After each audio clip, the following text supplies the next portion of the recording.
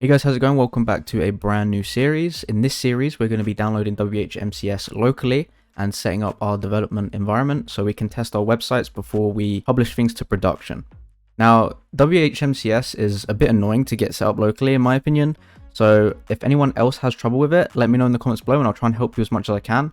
I'm just making this series and these videos to help people get the initial setup installed, and then after that you can basically edit the website and do as much development work to it as you want. So anyway, getting started, there's a couple things you're going to need. You're obviously going to need WHMCS, so we can come and get this in a minute.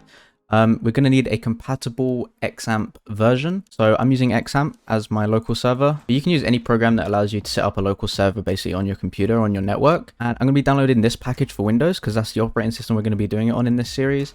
And I'm going to be downloading this top package right here, which is 7.333 or 7.4.26. So I'm going to go ahead and choose the 64-bit download right here.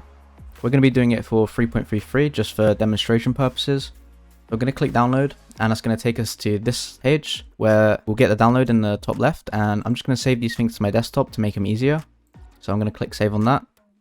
Now this can take a while depending on your connection. I'm doing all this inside a virtual machine, so if things are a little bit laggy at times, then that's probably why. So as that's downloading, we can come over to WHMCS and we will actually have to sign in. But if you come to this link right here, I'm going to link it in the description down below and it will automatically start downloading WHMCS when you sign in. So I'm going to go ahead and do that right now. I'm going to sign in and I'll be back when the window pops up for queuing the download. So I'm going to go ahead and hit login right now and the download should queue. Here we are. I'm going to also save this to my desktop just for ease of use. And it's going to start downloading in the bottom left. As you can see, Xampp is now downloaded, so that's good. We can now close this. We don't actually need this anymore, and we don't need anything related to Xampp either, so we can close our web browser completely. Now these are downloaded, I'm going to run Xampp. I'm going to right click and run as admin. This might pop up, but that's absolutely fine. You can just click yes. And we're basically just going to go through the Xampp install process. If you get this warning, that's completely fine.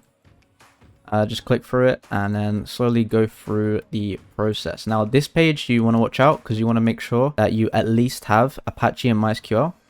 The other ones don't matter too much. I just leave them all checked just because it's easier and I'm really lazy. I don't want to go through and uncheck everything, but just make sure you have Apache and MySQL because that's what you need for this series.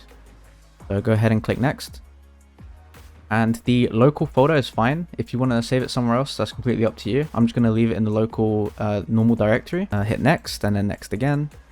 And uncheck this box and hit next and then next, and now it will start installing. Now we just need to wait for this to install and then I'll be right back. As you come to the end of your install, you'll get this little Windows security alert right here. I'm going to allow it on private networks. I don't want to allow this on public networks, but it's completely up to you what you want to do. I'm just going to hit allow access. And now we want to start the control panel, so we're going to hit finish. And you should get the Xampp control panel come up. So now you want to come to your WHMCS folder, the zip right here, and right click and extract all. And we want to extract the files basically just onto our desktop so we can remove the zipped folder right here. I'm just going to hit next right here and it's going to start extracting. It should be pretty fast for you. It doesn't take too long normally, but I'm using a virtual machine so I don't have all my computer's resources allocated to it. So it might take some time. Okay, so once we've extracted it, this should pop up right here. And this is basically just the end user license agreement and a readme. We're not going to worry about those right now, so I'm just going to go ahead and delete those. And here we have the WHMCS folder with all the files inside. I'm going to rename this folder to billing just to make life easier for me. You can leave it as WHMCS if you want, but I'm going to rename it billing. And now I'm actually going to delete Xampp and WHMCS zip off of my desktop, and they're going to go into my recycling bin right now. So once we've done that, we've basically got a file manager right here with the billing folder with all our WHMCS files inside. And what we want to do is upload these to our server, our Apache server right here. So we need to go ahead and find where our Apache server is on our disk. And if you just clicked OK in the setup for Xampp, then it should be on your C drive. So if you open up a new instance of the file explorer right here, and I'll drag this over to make it easier to see. Come down to this PC and click local disk. And you'll see Xampp right here within the local disk directory. So if we go into Xampp, every file and folder on your live server for Apache will be stored in the htdocs folder right here. So we can change this, but there's really no need. So let's go inside the htdocs folder right now. And you can see we have some default stuff in here. I'm just going to go ahead and delete that because we don't actually need any of it. So now we should have an empty htdocs folder. And what I'm going to go ahead and do is just drag this billing folder straight inside my htdocs folder like this. Now that's done, we can close out of this file explorer. We can drag this over. We might as well keep it open because we're going to need it later. And we can start our Apache server. So once this is started, we can open up a web browser. And then all we need to do then is type in localhost. And it should load the index of our server. So if we go ahead and go to billing, it's going to give us a site error. And that's because we need to get IronCube. And IronCube is basically a prerequisite for all WHMCS installations. And it can cause people a lot of issues when setting them up locally. So let's go ahead and get ironloader.ironcube.com right here. And we'll open that in a new link. And we'll basically just download what it's telling us to download, right? So we'll come back over here. And we will get the version for our operating system. So because I'm on Windows, I'm going to want to get this one right here, which is the 64-bit Windows version. And I'm going to get a zip folder. So I'm just going to click the little zip right here. And I'm just going to get all loader updates and click next. And I'm going to provide an email address. So once you put your email address in, the download should pop up. And I'm just going to save this to my desktop. So as you can see, it downloaded pretty quick. I'm going to close this. And I'll close this web page. And now I'm going to minimize my browser. And I'm going to see this IronCube zip folder I have right here. So what I'm going to go ahead and do is unzip this. Right click, extract all.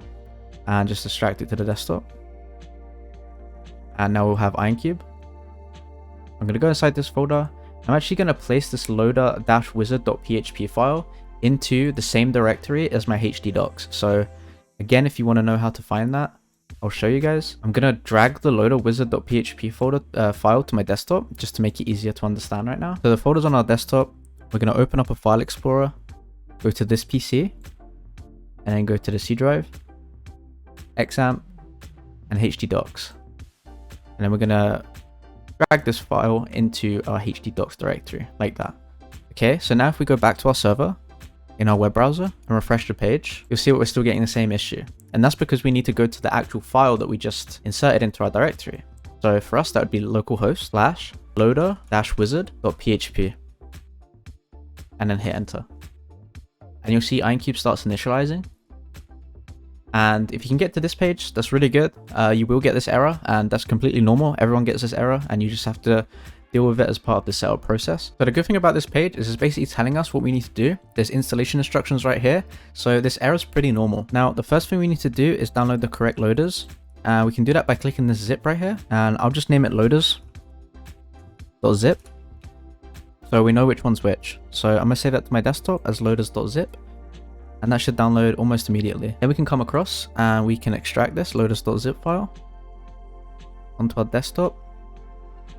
And here we have the new loaders for the version that we want. So let's go ahead and read the next step. The next step is put the loader files in this directory right here. So we can actually just copy and paste this directory, or we can just find it in the file explorer. So let's open up a new instance of the file explorer. Come to this PC and then click on our C drive. Go into Xampp. And then PHP, and then ext, just like it says in the instructions. And what we're going to want to do is basically just copy and paste this whole folder into here, just to make life a little easier.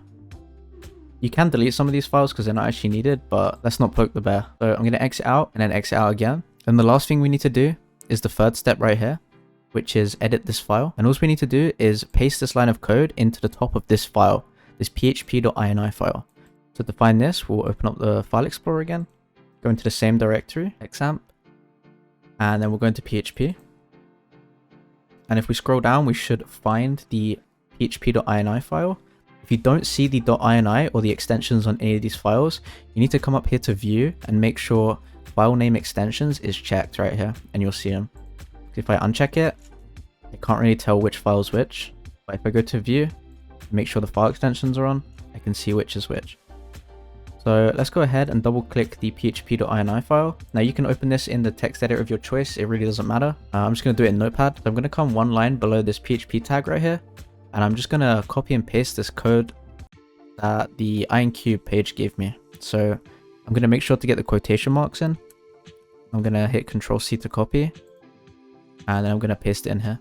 And we can go to File and Save. And now we can exit out of this and we shouldn't need it anymore. The fourth step is restart the server. So let's go ahead and do that. Let's get our Xampp console up and we'll hit stop, and then we can hit start again. And if we come over here to step 5, it says once the server software has restarted, we can click here to test the loader. So let's go ahead and do that. The loader is installed successfully, and we're using the PHP version 7.3. If you have any issues getting to this point, please let me know in the comments below. It can be kind of tricky, and originally I didn't really understand it, and I had to reinstall Xampp a couple times to get the correct version. I'll leave the versions of things that I used in this video in the description down below. So WHMCS is installed now, but we do need to set up a database, which I'll be doing in the next video, and we're going to do a local MySQL database on our Xampp control panel right here. So if stay tuned for that, that will be in the next video, and it should play automatically straight after this one.